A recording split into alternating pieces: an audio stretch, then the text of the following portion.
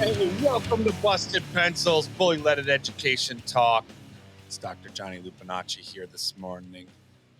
No Tim. Tim's got a little dental emergency. We've all been there. You got to get your stones repaired sometimes. Sometimes your stones let you down. But hey, Jacob on the board with me this morning. We've got our homeroom. That's right. Every week starts fresh here at Busted Pencils, starts lively.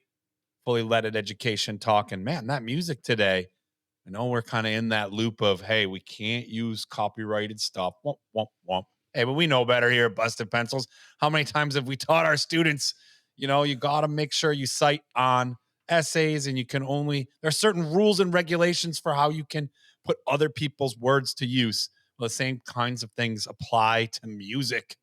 So we're using original music for a little bit here at Busted Pencils where we get special clearances, or hey, little teaser, we make our own, because that's right, sometimes we shred here on Busted Pencils as well. Jacob, how are you doing this morning, man? I'm doing good, Johnny. Again, like you said, I'm worried about this music thing, man. I mean, Hey, I'm looking forward to you writing your own original composition. I think that'll help things out a lot. But I've been delving through hours and hours of generic music trying to find something that fit the theme. So that today's was pretty great. It's pretty on point. It's like something I would have had in the rock opera of my mind, that is Busted Pencils.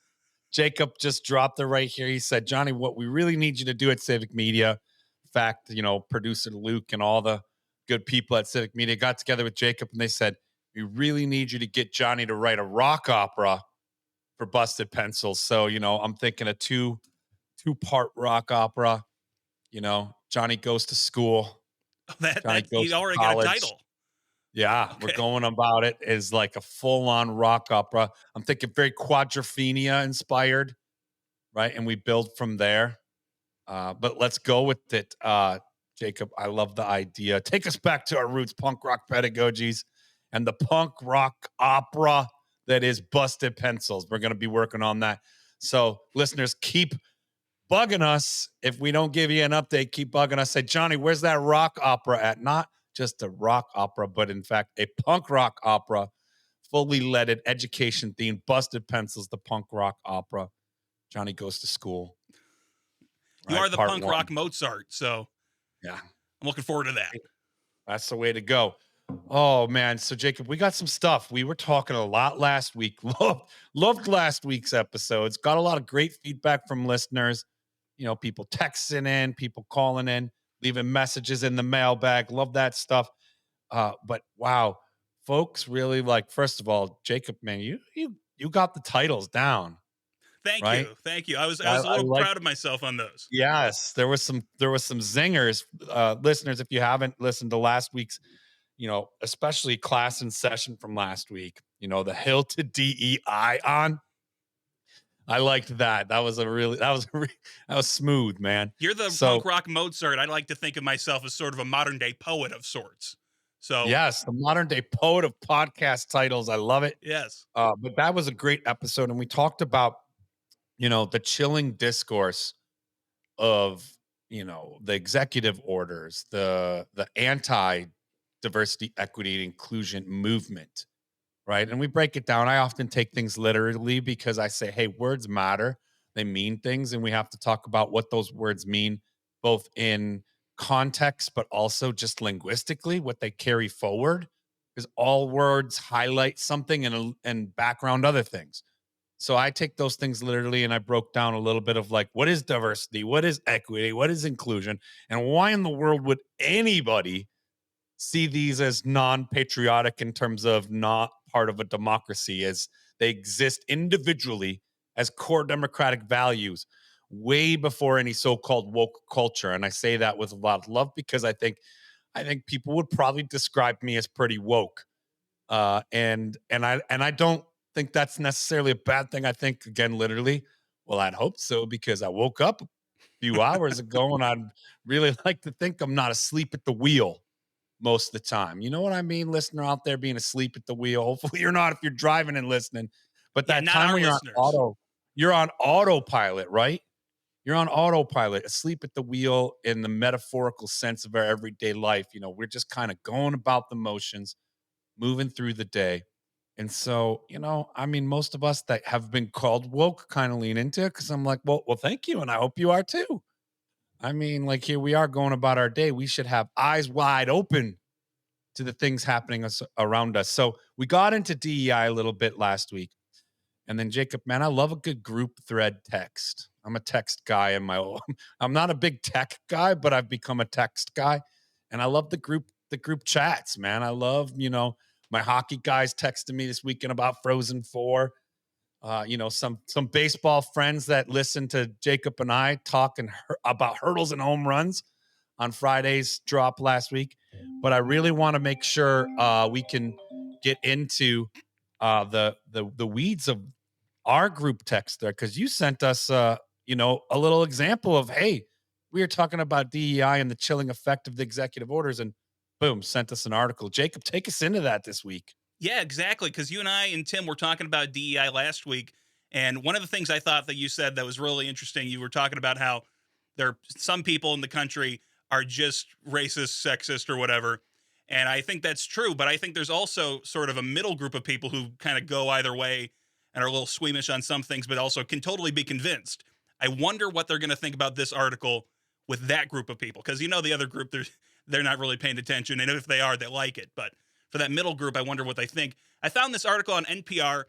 What did I say in class today? Teachers feel watched under Trump's anti-DEI push. It's talking about a teacher from Idaho who's dealing with the school administrators following Trump's executive orders on removing any trace of what he calls woke from classrooms. In this case, the particular issue was a sign she had in her classroom that said "Everyone is welcome" and featured a bunch of hands of different sizes and colors. The teacher, Sarah Inama, said, he told me, speaking about the school administrator, that political environments ebb and flow, and what might not have been controversial 3 or 6 or 9 months ago can be considered controversial now. Now, I know some people in that middle group we were just talking about said that lately they think things are going too far. It seems to me like on a lot of these Trump policies, he thinks things went too far in the 1960s. Yeah, I mean, this is a great example because, Jacob, one of the things we are always talking about is we're talking to teachers, and, Tim and I both former teachers, and I guess once you're a teacher, always a teacher, but we work directly with a lot of schools and teachers, and I teach teachers now. So all my elementary social studies teachers, we talked about this in class last week. I mean, we had it as a point of discussion. I mean, Idaho is my neighbor here in Washington, where I'm here teaching now. The future teachers of the Pacific Northwest region, or wherever they graduate and move to in our country, or even abroad.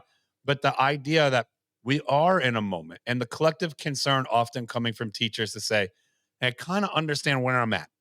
Like we have our politics, but we're being accused of radically indoctrinating."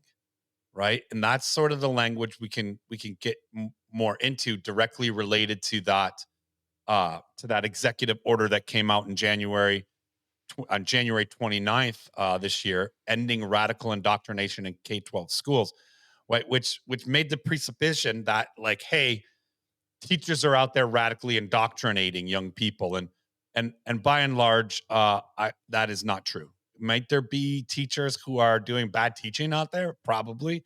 There are probably a few here or there, but they are not the common place, nor should that be the goal to be radically indoctrinating or just indoctrinating in general. So the teachers were talking about it, Jacob, because I think you hit the nail on the head. This is an example of kind of the chilling effect, the everyday ways that, a teacher's like, hey, I have a sign that says everybody is welcome here in my classroom. Very common kind of bulletin board display, lots of different hands, like important message to send children, which we know from like developmental psychologists and learning theorists and all the experts that tell us how kids grow and learn. Say when they feel safe and welcome, they learn really well. When they learn better. Who would have Right. We figured? can just, yeah. That, Maslow's hierarchy of needs, your basic needs are met somewhere, you're at you're most likely to be at your best. So, I think that middle you're talking about, Jacob, is a large representation of teachers. Not that they're not political, but every teacher, even some of the really left leaning and really right leaning great teachers out there that I know, they they they approach their classroom as the middle ground, as a space that like doesn't really matter if you have right leaning politics or left leaning politics. When we're in this space, care about children and the best information we can apply to their well-being and to their growth as future citizens in our society.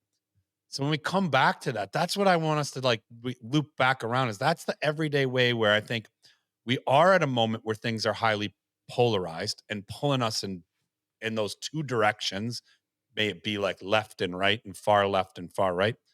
But the mass of us in the middle, especially teachers, it's like, how do we speak up and defend democracy in a sense that it's not radical activism to say everybody should feel welcome in my classroom?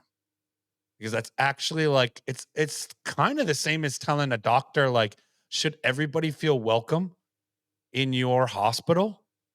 I think we would all hope so. And I think most doctors will say like I take a Hippocratic oath to heal, to do no harm, to ask not judgment of who comes in and needs help with their health or whatever, but to treat them right with the best of their ability, applying the best knowledge that they have and everything like that. Was similar for a teacher.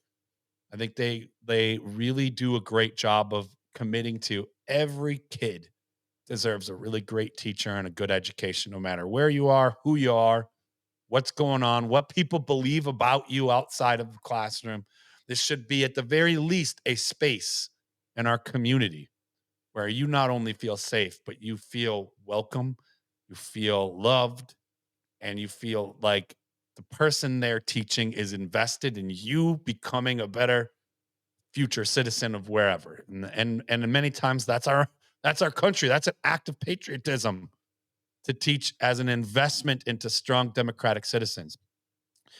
So yeah, I love that example, not because I'm glad to hear this happen in this great teacher's classroom, but it's common. And I don't want to point fingers and be like, well, what is that administrator doing? Because that's also a person who's caught in this really polarized moment. Yeah. So school principals saying like, "Hey, let's just realize like some people in our community might see this like 6, 9 months ago, it wasn't a big deal. Now it's sort of activated and we are on this little bit of a DEI witch hunt per se. And I just don't want it to come back at you, great teacher in my school, who I know is doing awesome work. Let's not let's not draw attention to ourselves, right? And be that example. I want to say, like, I think a friend of mine said, as much as she hates to say this, there is a danger in an over wokeness, right? And I thought about that for a little bit because I was like, that's a strange thing to hear from a really politically like wise and out left person, like left spectrum of the political scale. And I thought, like, well, is that a reaction to the moment? Is that kind of a concession, or is that? But I think it's also wise, and I understand that, like, as a school leader, the principal could very well be saying, like, "Hey, let's not make this a big deal," uh, and that's not any of us saying that it's that every child feeling welcome isn't a big deal. We should really prioritize that, but maybe they just wanted it to come down. I taught in a school that was very LGBTQ plus supportive, had amazing student groups, had I think really great student relationships in the school, great teacher support. Uh, but there was, a group of parents that were just rallying against the school for this support. And the administrators stood up for the school. The teachers all took I think, the right position is saying we're here for the development of all children, and this is the information we have about how our young people are developing. Like it or not, this is what we're doing in our school in terms of having space for everybody to, be in groups together, and that there's nothing absolutely harmful, and doing our work to educate the community. Uh, but in the end, there as part of it, while it was pretty hot, the school leadership asked us to take down, the rainbow flags and the trans flags from our classrooms and the stickers from the doors that were symbolizing that these are safe spaces for all students to be in. And that was a complicated and difficult decision as a teacher because it's like, hey, I don't think I should be taking this down, but I also don't necessarily think the fight to keep it up is the best use of our energy if we can ensure that these spaces stay safe, do some educating. We now know where our community sits outside of our school. So let's do more work to sort of lose the battle, hopefully win the war kind of thing. And that's a bad metaphor too, because I'm going to say like the last thing we should be doing is having our classrooms be a battleground, right? Which right now it is. And this article, Jacob, you shared this weekend and you read a little bit to our listeners today is a prime example of great teacher has a billboard, very simple billboard. Yeah. It's got little hands because it's an elementary classroom, all on the billboard, all different sizes, all different colors and skin tones and shades, and all the great representation says, all are welcome here. Well, hey, that's essentially the core goal of every classroom in a democracy. All are welcome here, right? What does that mean? What does it mean to be part of a classroom space, right? How can we learn together? So, uh, the fact that that gets taken down or being forced to be taken down, excuse me, is an example of everyday ways. Something simple again, like there could have been a principal and a teacher said, "Hey, this has got to come down right now because the political climate is just too hot."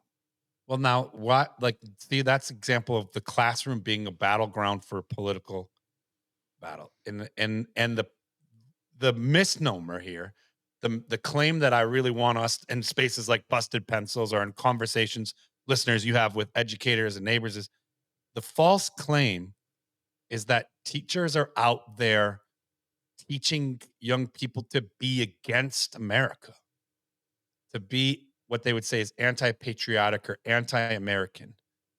And this could not be something further from the truth in terms of what it means to be patriotic in the true sense, to be dedicated and devoted to a democracy.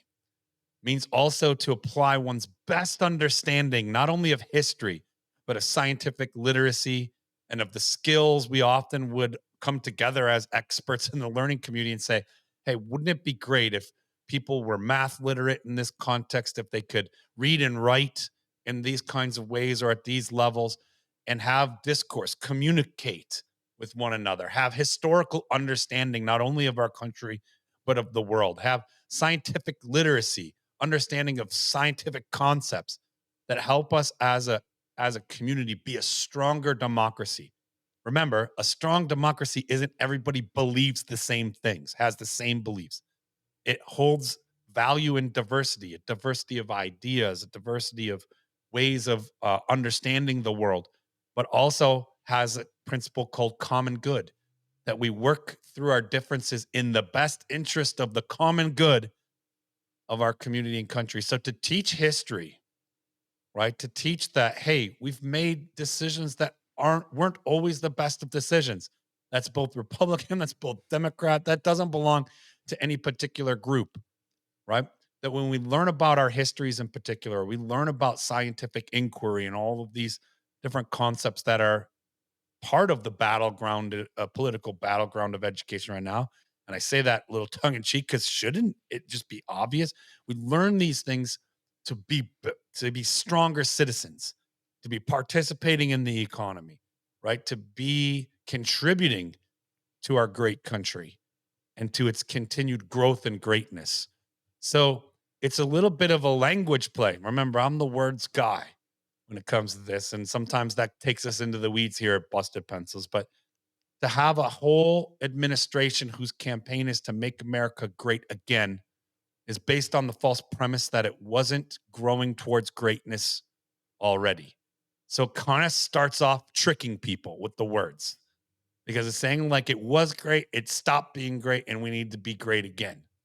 And that's a little bit of the way words kind of move you into a particular area where you can't make other moves as easier as if you could, keeping things wide open. So it already pulls us in a direction. And then we start to say things like schools are radically indoctrinating children to be anti American. that couldn't be further from the truth in mass. And we're going to keep talking about it here at Busted Pencils, because I know sometimes I make it more complicated than it needs to be. But on this day, Jacob, thanks for sharing that great article from our teacher friend, our sister over in Idaho, who was simply saying all children are welcome in her classroom. Good for her. Good for every teacher out there that's continuing to do the good work. And remember, unfortunately, sometimes you gotta lose the battle to win the war. The war being a stronger democracy, a continued America that learns from its mistakes and continues to build on those core democratic values. And now for your moment of Zen.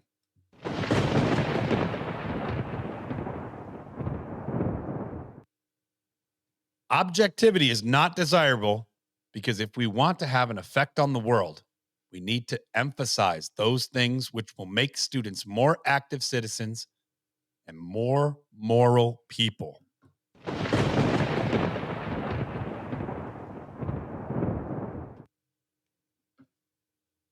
Hey, thanks for listening to Busted Pencil's Homeroom podcast today.